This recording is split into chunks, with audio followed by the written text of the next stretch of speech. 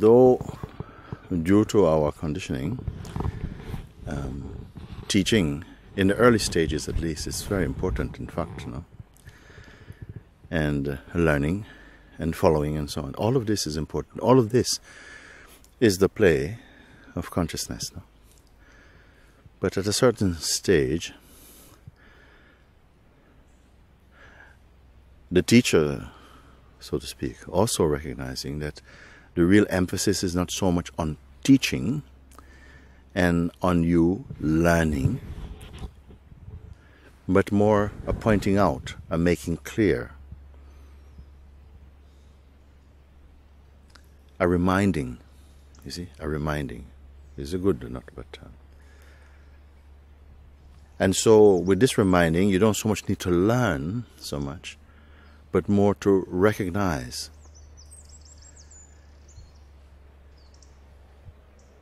As your own research into the truth, your own self-discovering deepens, there is a quietude, an inner peacefulness that allows you more to contemplate more than think.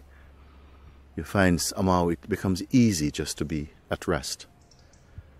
And at a certain point, there is no effort at all, because your life moves as rest, even if you're doing dynamic activities.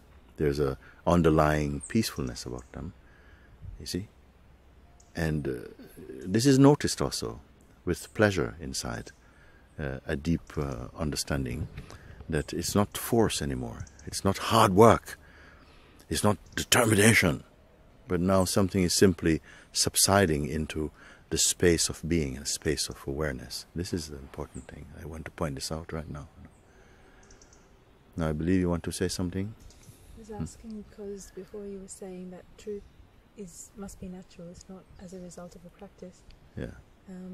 There's this fear though, that because it feels like on some level the mind was involved in bringing me here. Yes. That the teachings worked on the mind also. Yes. And then to let that go is, there's a lot of fear comes that also I'll fall away because there's something not stable yet. Yes, it's a good point you are making, and there's no force in all of this. I am not rubbishing the mind, Mind is also aspect of self. You see, it's all of it, You can say in whatever form it takes, either aggressive or it comes like a friend, whichever way it comes. You can say, as you said, the mind actually brought me here, The mind also brought me here. So at some point it had to learn, it was useful, it had to grow and to make sense of things. So I totally acknowledge this. So I'm thankful that you bring it. So it's not misunderstood that I'm saying, no, don't practice anything at all, because it's unavoidable. In life, you're practicing so many things. We're practicing so many things. And it's part of the adventure of life and of growth, of evolving in a way. But now I'm speaking now at the later stage of this. You cannot always just be learning, practicing, searching. And unless somehow you're coming into that the experience itself of what it is you're searching for. It cannot just be as an ideal. It has to be making its way now, energetically and in every way.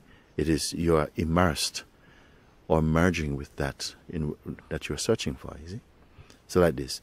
So it's not a question of throw your mind away now. It's no use.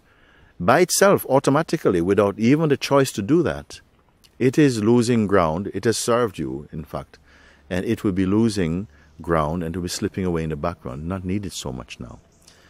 To work things out, to plan, to strive, these become secondary for you, and primary is just somehow now this. You are living in the perfume of being itself. You're in a state of peace. The mind still functions, but functions actually in service to that peace. It's not trying to get, but more somehow recognizing that peace is not an object to be gotten. Peace is the subject, the perfume of the subject itself, you see. And only when that is beginning to be felt is the confidence to relax enough to let the mind, the dynamic, go-getting mind, slip back into the background. You see, like that. So it's not a question of, okay, listen now, I want you to drop your mind, because you're not able to do it. If I have to say you drop your mind, who am I speaking to even? As you begin, as the maturity is there enough to see what you've been regarding as mind, actually it was actually an aspect of the self.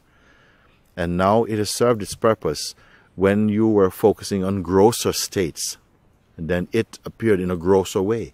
But now as you become more into the subtlety of being, mind also becoming more subtle, you see? And at a stage, naturally, it's simply, you're looking for mind, you don't know what is mind again. You can't see any distinction anymore between mind and self, because they're one.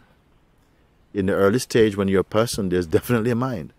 When you're the self, there's no mind. There's not even the self. I mean, it's just, you stop thinking in terms of self and mind, and absolute and relative. All these things now, they just fall away. What remains? It is wordless, actually. So, follow this, please. It's not a confusion. Only in the early stage. Mind brought you here. Someone said to me recently, pain brought me here. Pain brought me to you. Mind brought me to satsang.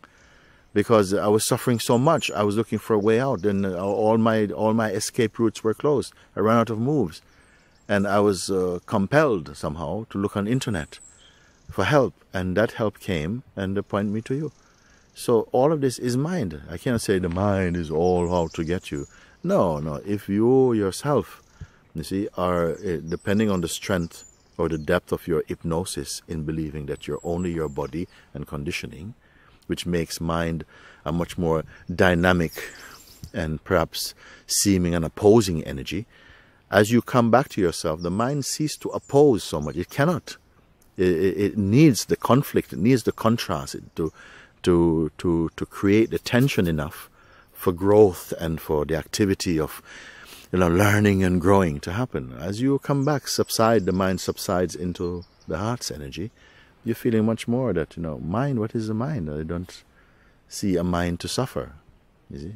It's just now a concept, it's just a word now. Before it was the devil, and now it's God. You see, how did that happen?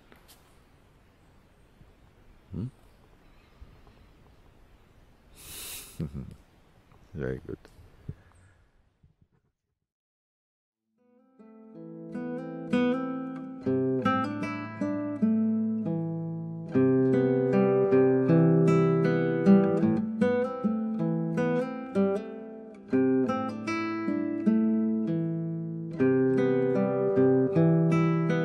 Aduna amdek li wesu na dara weyul leppay jaar la